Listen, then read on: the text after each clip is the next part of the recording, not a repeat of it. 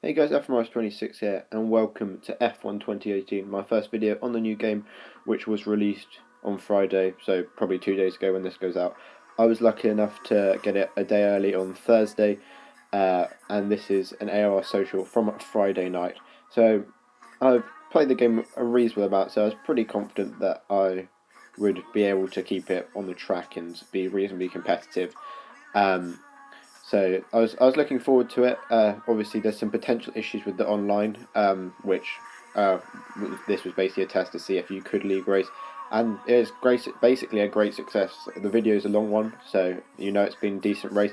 As we come to start our qualifying lap now, down into turn one, first gear apparently is the way to go once again, which is annoying. They got rid of that in 2017. That was one of the few good parts of the handling on that game. But it's back for this game. Flat out through Eau Rouge and Razion. Try not to cut the top, because if you cut it very minorly, the game will invalidate you, as it has done for the past few years. DRS down the Camel Straight, and it's been a pretty solid first sector as we now head down to the Com, 29.7 there. Taking quite a lot of curb on the inside for the second part, and then swinging it through the right of Malmedy. Not quite flat out, but if you get the line right, you can make a lot of difference to your lap time. Coming into this horrendous understeery corner of Rivage, you managed to do that quite nicely, and now through the no-name corner, shifting down to fourth to get the turn in and avoiding track extending on the exit as we now head down to the wonderful Puon. Not quite flat yet, I'm sure it will be in due course, as we've got Gorge there reversing as we've actually got on the curb on the exit, which is going to have cost us a bit of time. Now into the Fanley chicane, maybe a bit too much curb on the inside there, but we've managed to open up nicely for the second part, carry a lot of speed through there as we now head into Stavelot. Fourth gear through here, could use third maybe, but I think that will make the back end become a bit loose on entry, which I don't particularly want. And it's looking like a good lap at the moment, but as you can see, if you look on the thing in the bottom right, you can see my ERS has run out because I've reached the deployment limit for lap, which in my opinion is very stupid. In qualifying, you should be able to run ERS for the whole lap, but apparently you can't. Coming into the final chicane, we've actually negotiated that quite well, and on the DRS, no ERS in the last sector is obviously going to cost us a bit, but it has been enough to put us on provisional pole for a 42.7, which is not amazing, but it's reasonably competitive as we now come to start our next lap on our outlap. As you can see, it's now very overcast, and our DRS is broken, so that's not ideal, given two DRS zones around this track, including one on the very long Camel Straight. So we have our work cut out if we want to improve our time, but there was time lost through the middle and final sector at Puon and due to running out of ERS. As you can see, we're no longer on pole. Joe's actually taken that off us, so he's gone 4 tenths faster, but I think that's achievable. As you can see, we've come very deep into turn one, so this lap's probably pretty much over. But as you can see, our delta's going green, despite the fact that we've not taken the best line through turn one. So I'm quite confused at this point as we head to the top of our rouge, and it's still going green. Obviously no DRS because it's broken, but we're still gaining, and at this point we're almost 3 tenths up with no DRS, and I'm very confused as to how this happened. I think it could have been a glitch maybe, which gave me insane straight line speed, but yeah, I went 3 tenths up and then I corner cut, so that was the end of that lap. Now skipping on to my next attempted lap, I tried to do a second run on these tyres because the rain was coming, so I didn't think I had enough time to get back to the pits. As we come through Rivage, as you can see, we're 2 tenths up, but we've got invalidated again. So we're still sitting on that banker of a 42.7, and as we come to the closing minutes of the session, it has actually started raining. We've actually been dropped to third as well, behind Nutter, I think. So not great. We're going to go for a lap. The grip still appears to be there for the moment, so we're going to see if we can maybe find a bit of time as we head into turn number one. And we've actually got someone, my teammate here, Shemil. I gave him some slipstream on the last lap accidentally, so he's slowed down here to give me some slipstream as well, which is very kind of him, so thank you to Shemil. As we come through our rouge, still easily flat despite the potentially tricky conditions as we get onto the Camel Straight. DRS is now back online, so we can use that again as we head down towards Le Com, and we're going to break down now, and as you can see, we're actually our purple is set to 1 by 1,000, so maybe there's a chance of us improving, as we've actually understood a bit through there, so that's not the most ideal line, but as you can see, coming to the end of sector 2, the delta is going to show you 1 second down. It's no good. The track is just too wet as we run wide there as well. So unfortunately it's going to be a 42.7, which will put us third on the grid, but I'm pretty happy with that. That was a reasonable banker, and I know I could have gone a lot faster than that. As you can see, it's Joe who takes pole position then, in the Haas ahead of Nutter, making it a Haas 1-2 with me third in the Sauber, LGS fourth, and Langman in fifth. If I go back to, I think it was Dralex in sixth. As you can see, if you looked at my sector times there, you could have seen, oh, Gorsh in sixth and Dralex in seventh. You would have been able to see that lap without DRS, I somehow did a 29.3, which is very confusing. But if anyone has any explanations, please feel free to put them in the comments or tweet me. And as you can see, coming to start the race now, the game is telling us to do super soft medium. No rain is suggested, which is good. Although at the start of quality it said it wasn't going to rain there, and it did. So I'm not sure if I trust Jeffrey on this one, but we'll assume it's not going to rain. We have a look and see. Super soft, apparently quicker. So maybe we'll give it a go. We'll have to wait and see. But yeah, it's definitely going to be a one-stop, as I think most races on this game, sadly. But, I mean, that's how it works in real life, so I can't really fault them. Also, just before we get into the race, this the Day 1 patch hasn't been released on Xbox yet, so this is before that as well, because Codemasters hate us. But it's 5 rights now, and we're going to get a terrible start, because I still have no idea how to start. Yeah, there we go. Don't know what I was doing. Langman's up the inside already. We've only lost one place so far, actually, and turn 1's been very clean, so that's not too bad. Down to fourth, but I mean, I've had much worse starts in the past, so I'll take that one. And we now head up Eau Rouge, and everyone's going very slowly at the top of Eau Rouge. We've actually cut Raddy on there, which was probably unnecessary, but being safe rather than sorry. I think Joe had to brake for some reason, as we're not going to take the position from Langman, although Nuss has now just forced him on the grass pretty much, so we will take the position. We're up to P2 behind Joe, and Nussa hangs on for third at the moment, but Langman has actually managed to get that position now. So 1, 2, 3 for me, Joe and Langman at the moment, as Joe runs a bit wide into Rivage. I would like to note that these guys don't use the racing line, Joe and Langman, so I might be at a slight advantage maybe at this early stage of the game, but there we go. I have to take any advantages I can. But it does appear that I'm actually reasonably competitive on this game, which is nice given the disaster that was last game. One win in all leagues. And we come into the Fagno chicane now, running a bit deep there, but still sticking on the back of Joe. And with the new ERS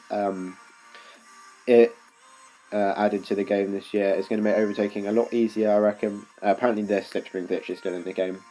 Sick. But with ERS, it should be easier to overtake even without slipstream, because you'll just be able to get so much more straight line speed with the overtake modes if the other person needs to save ERS, which they will. It's not easy to manage, is what we learnt from this race. As Joe runs a bit deep into the bus stop, we're going to go for the cutback all over the curb, and the exit wasn't great as a result, and Joe managed to hold on to P1 for the moment, with me in second and Langman still in third as we head down to La Source for the second time. We take a tighter line than Joe, which allows him to get a better exit. Langman a bit further back at this point, but looking pretty good at this stage.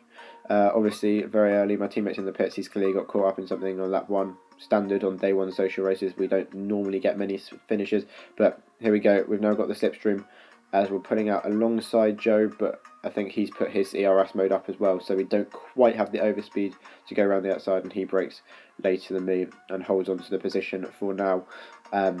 But yeah, that's what I mean. On 2017, you wouldn't have been able to get near.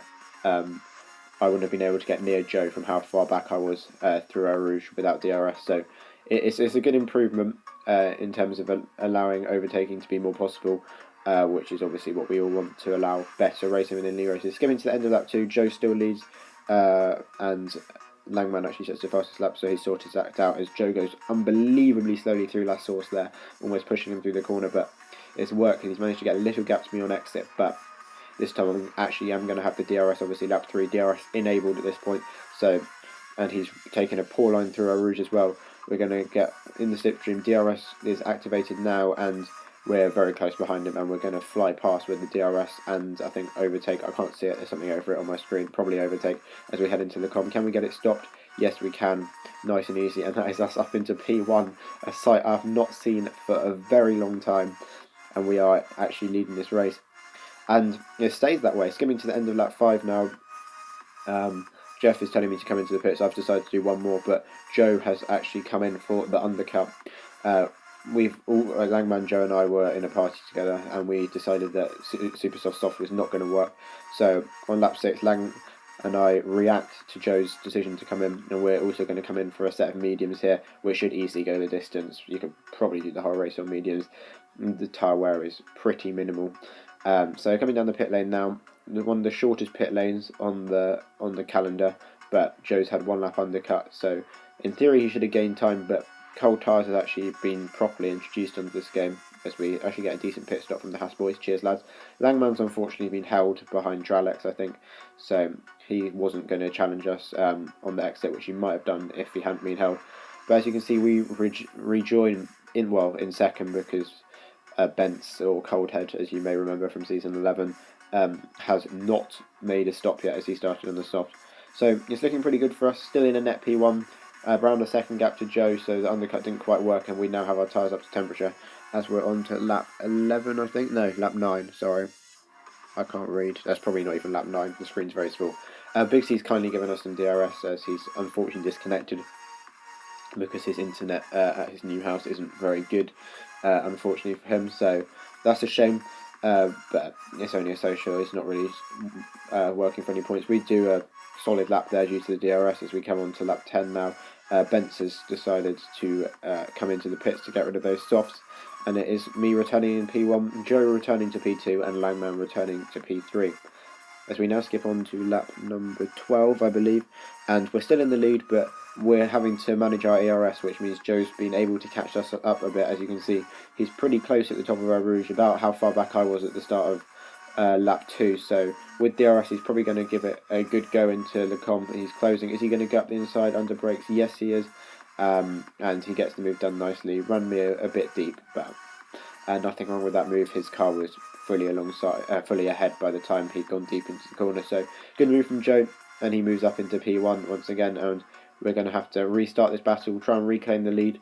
But obviously, as we fight, Langman's going to get up to the back of us, and there we go, we have a penalty now, so that changes everything completely, because Joe and Langman don't have penalties at the moment, so this means we have to win by 3 seconds, and that's not happening. So at this point we need to hope we can just consolidate third, as we skip on to lap 13, and we're in the slipstream of Joe with the DRS once again, and we've gone past him before the braking zone. Is he going to try and chuck one back up the inside? No, he doesn't. Purple first sector from us, and we're back into the lead here, but it's not really a net lead due to the fact that we are cheap and have got ourselves a corner cut penalty. Skipping on to what I assume is the next lap, yep, lap 14, and Joe is in the slipstream once again, and he's probably going to have a look up the inside. He's not as close as he was on the previous time he overtaken. He's actually run himself in too deep here, so he's gone for the cutback, trying to go around the outside of the second part of Le Combe, and that's giving us the inside for Malmedy, and we've actually got the move done there, so that's a pretty good defensive move from myself, as Joe thinks about a move up the inside of Ravage, but thinks better of it. It's not really going to work, because he'll have the outside for no name, and unless he's actually ahead, he's not going to be able to get the move done there. So we're still in the lead, but coming down through Blanchimont now, we're having to save ERS. Joe is looking pretty close on the back of us. Is he going to have a go into the bus stop? Yes, he is. We're going to try and hang it around the outside. We have inside for the second part. Joe should have gone for the switchback there, but he hasn't, and we thus maintain the lead for the time being. But Joe's actually still up the inside into La Source. We're going to go side by side here, and I've turned in on him again, really. Just trying to get to the apex there, but Joe's royally messed this up. He should have sat behind me, because now both me and Langman are going to have DRS as we head up towards Eau Rouge. Now, through Radion now, and the slipstream is unbelievable. We're going to be past him before DRS. To be fair, we have put it into extra sweaty engine mode, but it is going to be us back into the lead of the race here on lap number 15 as we get the braking done for Le Combe, and that's us back up into P1 once again. A great battle with Joe here, as we are defending successfully, and our pace isn't much slower. We're just DRSing each other. We're pretty even on pace. Skipping onto the end of that lap, Joe's close once again into the bus stop. We've unfortunately missed our braking point and run him a bit deep. We've tried to give him room for the second part, but he's backed out of it at this point, and that's given Langman an opportunity maybe into turn 1. At this point we're trying to run away. We want them to start battling, so we can try and get a gap, but they do know I have a penalty as well, because I told them in the party, so they know they only have to finish second on track if I win to take the victory here. So Langman was saying he was happy just to wait if I was still in the lead, which at the moment I am.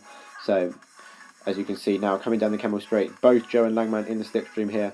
We're going to go defensive. Joe is going to come past. Langman's going to probably come past as well. We're going to try and come back under brakes. Langman's backed out of it. Joe's run deep again. We're going to try the same move we did a couple of laps ago. Round the outside, down the inside of Malwoody. We're still side by side as we head down towards Rivage. We're going to go for this, try and brake later. Joe's locked up a bit, but I think he's going to get the better exit with the superior traction on the outside line, and indeed he does. We're going to go for the cutback through No Name though, but we've had to lift off the throttle on the apex there because we're going to hit the back of Joe, which doesn't give us a good enough run down to Pill, which I would have gone side by side through if I'd been close enough. Joe runs a bit wide actually, which maybe opens up an opportunity for the chicane, but Langman's here as well. He's going to have a look around the outside. Joe's braked quite early there. I've touched the back of him. Luckily we've got away without damage, so I think that's actually improved from Codemasters, which is good.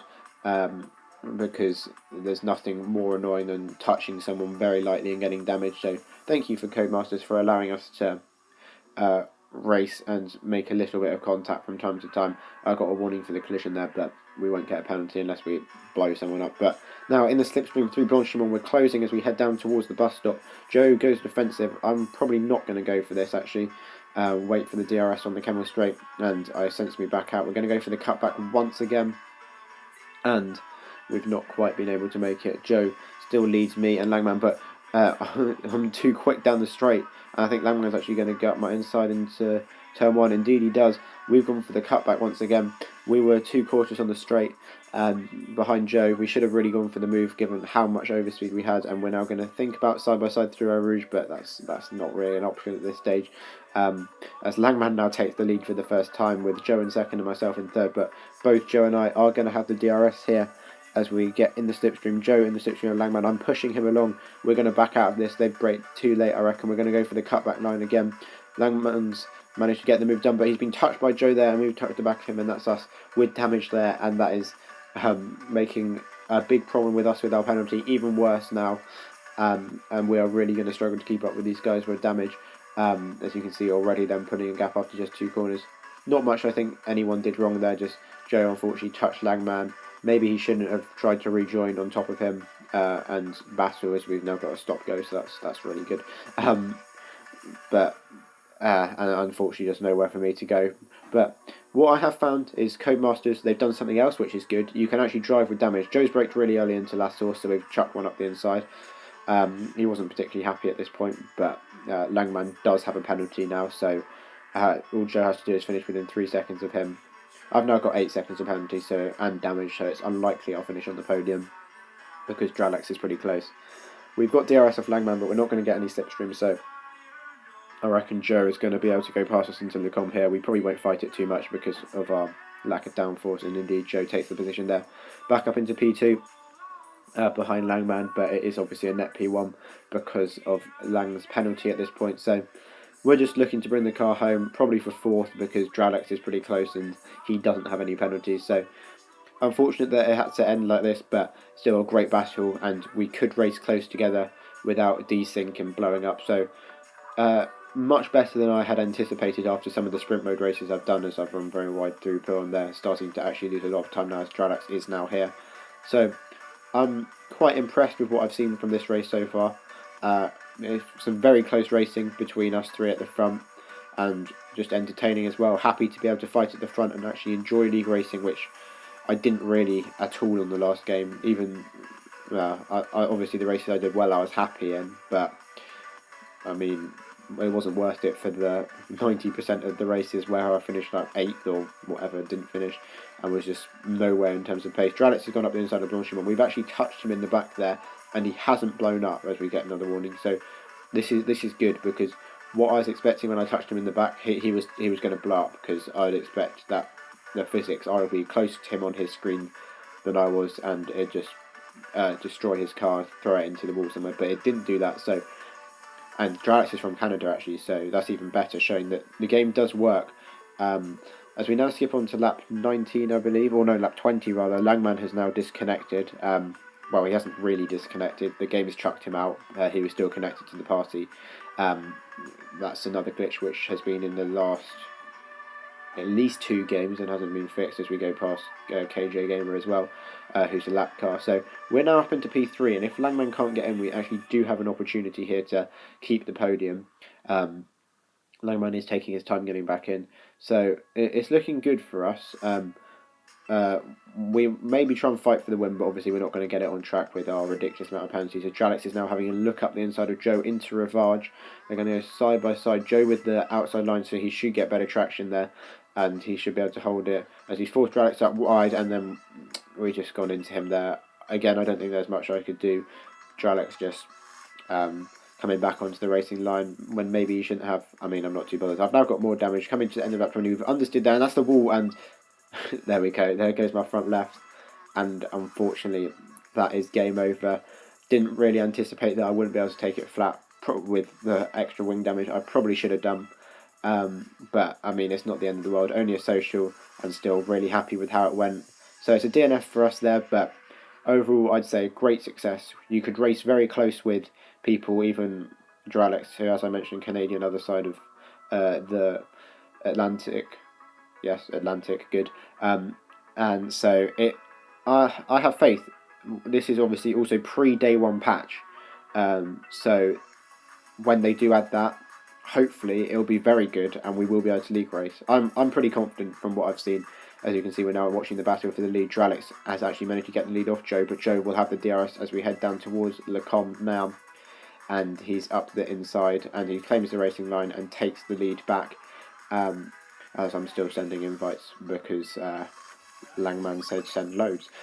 So yeah, Joe's takes the lead, and he's going to win this race here. Langman did get back in. As you can see, he's just ahead of Gorsh here, who goes to Narnia at Pill on and gets a penalty on the last lap, which costs him 4th at this stage.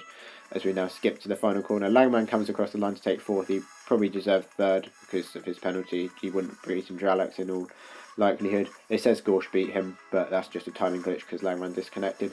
Gorsh didn't beat him. And we now wait for Coldhead, who pitted at the end for fastest lap, to come round the bus stop chicane and onto pit straight to finish and become the last finisher in 6th, I think. So my prediction wasn't far off. I said 5, and there were only 6. So decent prediction for myself. As you can see, JD there celebrating the Haas team's win. Congrats to Joe. It was a very good race. Very, very good to be a part of, with the good battles for the lead, and refreshing for myself personally to be able to fight at the front again, as we see Ben Daly there as well. So well done to Joe, Dralex and Bailey on the podium. Unfortunate for Langman that he disconnected, cost him a podium there. But yeah, the results should be on screen now, I think.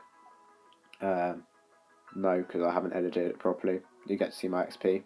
There you go, level 9, sweat.